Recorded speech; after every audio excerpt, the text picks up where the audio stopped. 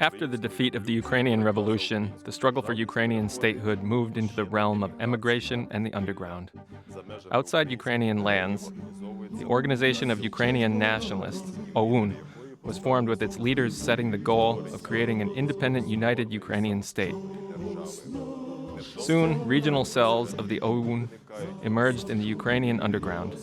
They continued the struggle for the Ukrainian state that began in 1917.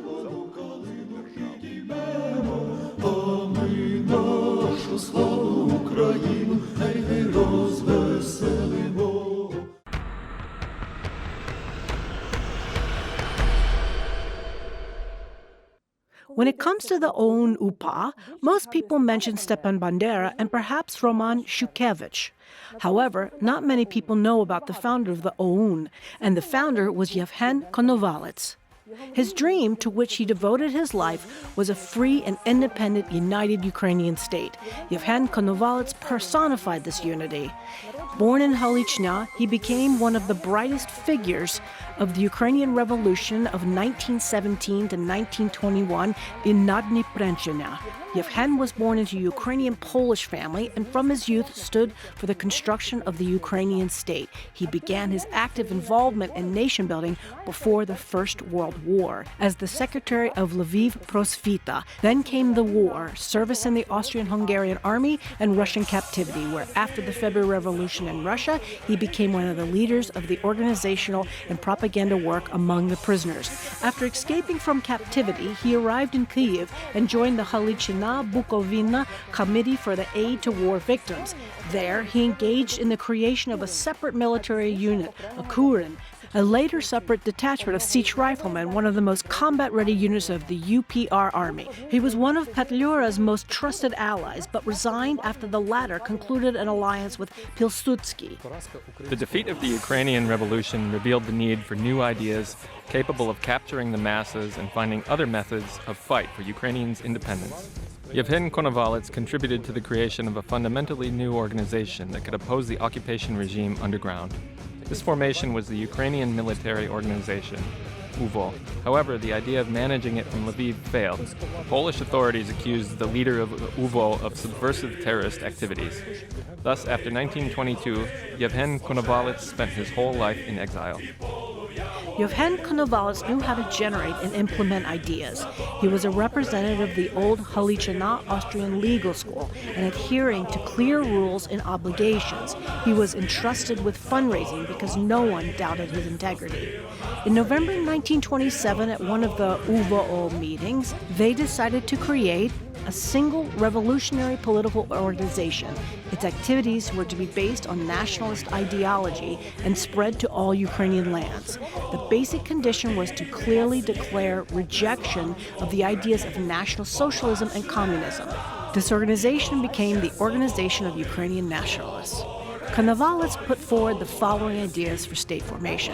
The task of the national liberation movement is to struggle against the occupiers for the formation of the Ukrainian state. In the struggle for the Ukrainian state and its protection from the aggression of external enemies, the Ukrainian national liberation movement must rely on the Ukrainian armed forces, which are Ukrainian in terms of their command structure and ideology. Ukraine must be a unified state, resolutely struggling against any externally inspired manifestation of internal national separatism. There must be discipline in state, public, economic, and military life. Unsuitability of collective leadership of the state, especially in difficult conflict times. At the end of the 1920s and beginning of the 1930s, Yevhen Konovalets organizationally strengthened both the UVO and the OUN. He established contacts with political circles in Germany, Great Britain, Lithuania, Spain, and Italy, and organized Ukrainian political and information services in many European centers. Konovalets involved broad circles of Ukrainian emigration in cooperating with the OUN and contributed to the creation of OUN branches or related organizations in France, Belgium, Canada, and Manchuria. Under his direct involvement, the communities of Ukrainian riflemen were founded in America, marking the beginning of the Organization for the State Revival of Ukraine in the USA and the Ukrainian National Association in Canada. To prepare for the armed struggle for Ukraine's independence, under the direction of Yevhen Konovalets, a military headquarters was established, and schools were opened to train officers for the future Ukrainian army.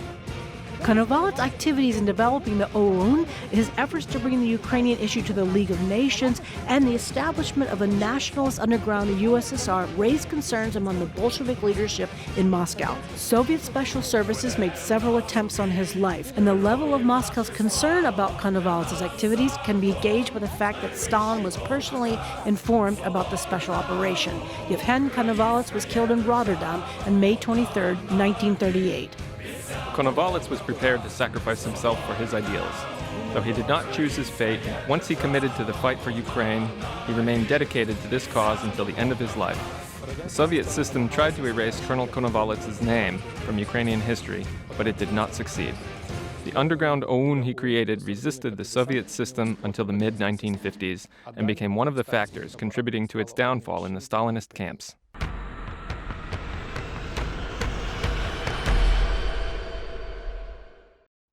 Throughout various historical periods, women have defended Ukraine alongside men. Notable figures include Chrystyna Sushko and Kharatina Pakarchuk, who fought in the UPA army. The Legion of Ukrainian Sich Riflemen included a women's squad, co-organized by Scout Olha Basarab. The fate of Kateryna Zaritska is also noteworthy, an activist of the OUN. Kateryna joined the organization at the age of 16 while studying at the Ternopil Ukrainian State School. As a high school student, she became an active member of PLAST, participated in the Society for Scientific Lectures named after Petro Mohyla, and managed the propaganda department of the OUN's youth network, working on the development of youth structures within the OUN. After enrolling at the Lviv Polytechnic, she joined the adult OUN and worked in the combat reconnaissance group of the Five Girls. In 1934, the girl was arrested in connection with the assassination of the Polish Minister of Internal Affairs, Bronislaw Peracki. Kateryna found herself in the dock of the so-called Warsaw Trial. She was sentenced to 8 years in prison, though this term was later reduced by half. In the Polish prison, Kateryna met her future husband, Michailo Soroka. However, their married life was short-lived. After Poland was divided between Hitler and Stalin, the western Ukrainian lands were occupied by the Soviet Red Army. On March 22, 1940, Kateryna and Michailo were arrested by the NKVD as supporters of nationalist ideology and members of the OUN. Michailo was sent to Siberia, while Kateryna, who was expecting a child, remained in Lviv. Their lives diverged from that point on. Kateryna Zaritska's subsequent social activities were closely tied to the OUN. The young woman narrowly escaped deportation to Siberia, managed to escape from a Bolshevik prison at the onset of the Soviet-German War, and soon re-engaged in political life in Lviv. Initially, she worked with the official Ukrainian society Sich, and later resumed contact with the head of the Alyushina regional branch of the OUN Yunatstvo. Eventually, she was appointed to lead courses for instructors of the Women's and Youth Propaganda Network in Lviv. In November 1943, Kateryna became a member of the Alyushina regional branch of the OUN and was appointed to manage the Ukrainian Red Cross. Prior to this, separate sanitary stations operated in the villages, but without central coordination. Kateryna established the regional leadership of the Ukrainian Red Cross, creating a structured and coordinated system of branches. The Red Cross's structure was based on the territorial principle, with each women leader also overseeing the OUN's women's network, and was part of the organization at a certain level: district, county, oblast, and region. For her active role in organizing the URC, the Presidium of the Ukrainian Main Liberation Council awarded Kateryna Zaritska the Silver Cross and later the Bronze Cross. After the expulsion of Nazi troops from Ukraine, Kateryna attended propagandist courses. She was subsequently placed under the command of Roman Shukhevich, the main leader of the underground. From then on, Kateryna, using the pseudonym Moneta, served as Shukhevich's personal liaison. She carried out essential tasks related to communication and contact among organization members, supervised the execution of Shukhevich's orders, organized dugouts, monitored mail deliveries, and participated in addressing urgent regional issues. In the winter of 1946 to 1948, Kateryna Zaritska was tasked with conducting propaganda work among the population of western Ukrainian lands. She explained the principles and objectives of the OUN and exposed the intentions of the Soviet government, which aimed to turn western Ukraine into a Russified and impoverished region similar to Naddniepryanshina at that time. On September 21, 1947, Zaritska was captured at the railway station in the city of Khodoriv. During her arrest, she resisted and even attempted to poison herself, but unsuccessfully. She faced investigations, imprisonment, and solitary confinement, and later concentration camps in Mordovia. In 1961, a new criminal code was adopted that abolished the 25-year prison term, especially for women. However, an exception was made for Zaritska and two of her comrades by a special decree, and their sentences were left unchanged.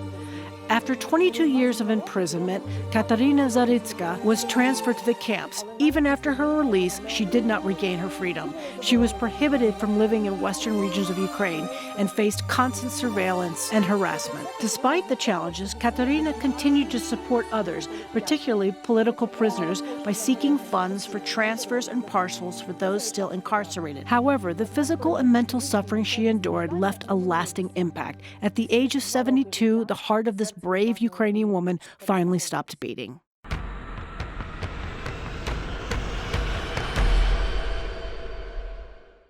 Another vivid personification of the challenging fate faced by Ukrainian women who devoted their lives to the struggle for Ukraine's freedom during World War II and the post-war years is the life of Iryna Kozak-Savytska. Iryna's fate followed a simple but remarkably heroic path.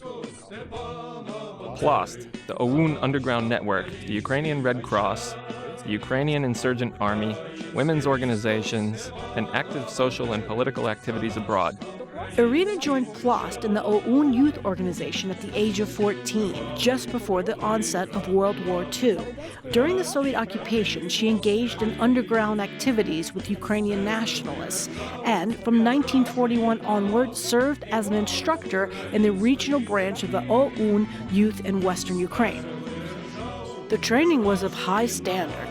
Additionally, there was a focus on weapons training, as being unarmed in the underground activities was impossible, so girls were provided with a special pistol and grenades.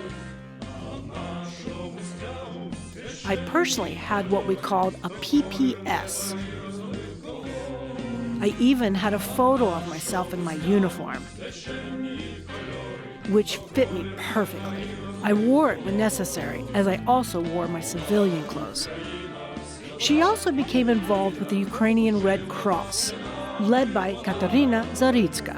Iryna helped establish sanitary stations in villages and contribute to the formation of the sanitary service within UPA combat units. In 1945, 20-year-old Iryna, using the pseudonym Bystra, served as Zaritska's deputy in the Ukrainian Red Cross. In August 1946, on behalf of Shukhevich, Iryna traveled to Munich with organizational mail. Located in the American zone of occupation, Munich was the center of Ukrainian political emigration. Iryna Savytska was one of the few underground women who managed to cross Soviet, Polish, and Czech borders. There, she immersed herself in active social and political life. During all her life, she worked with PLOST, the Union of Ukrainian Women, and the OUN abroad, as well as the foreign representation of the Ukrainian Main Liberation Council. Iryna did not cease her activism even after Ukraine gained independence. Although she never returned to Ukraine permanently, she frequently visited Kyiv and Lviv, engaging with the public life of the newly revived Ukrainian state. She actively participated in Ukrainian women's forums and led the Union of Ukrainian Women from 1998 to 2003. She had valuable insights to share with contemporary leaders of the women's movement about the social role of women in the life of the oppressed. Iryna Yosifovna passed away in November 2015 and was buried at Waldfriedhof Cemetery.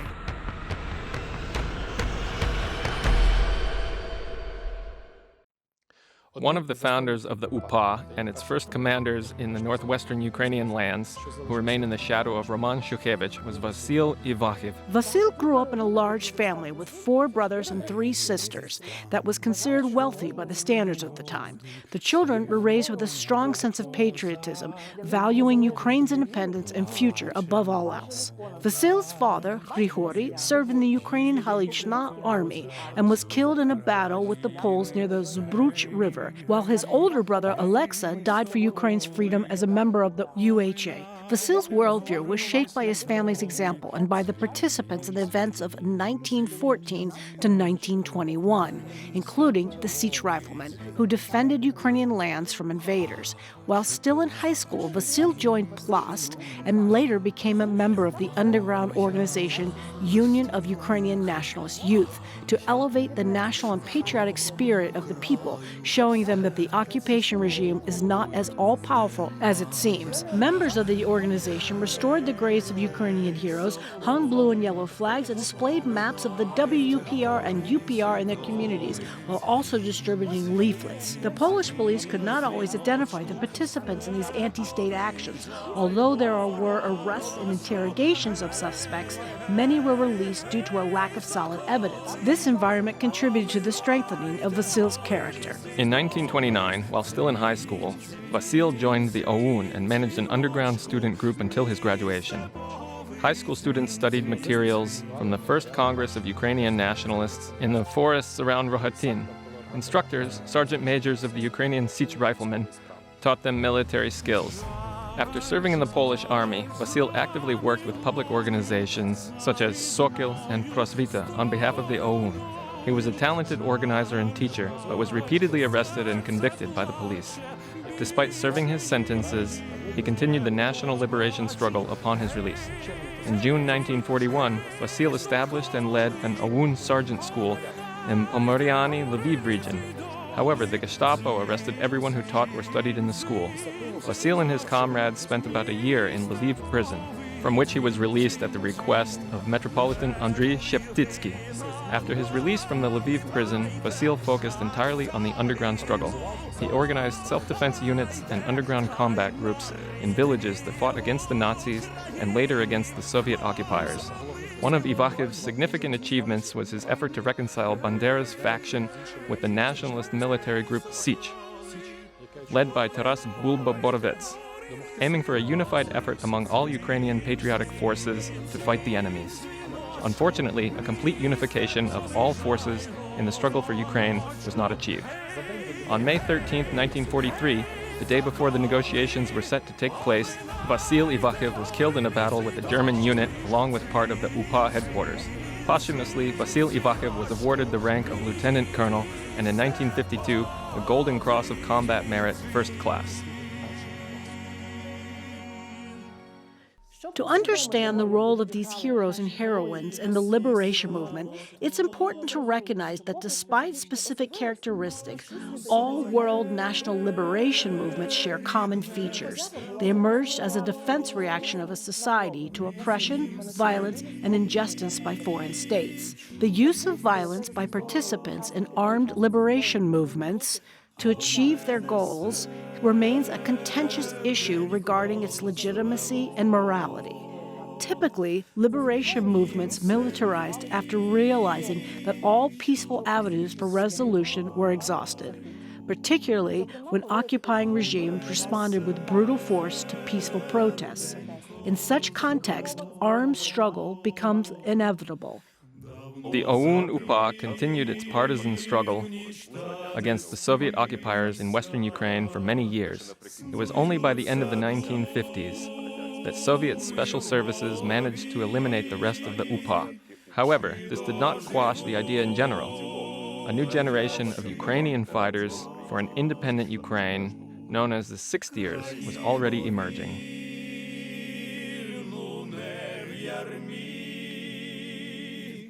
Чи доживу я, чи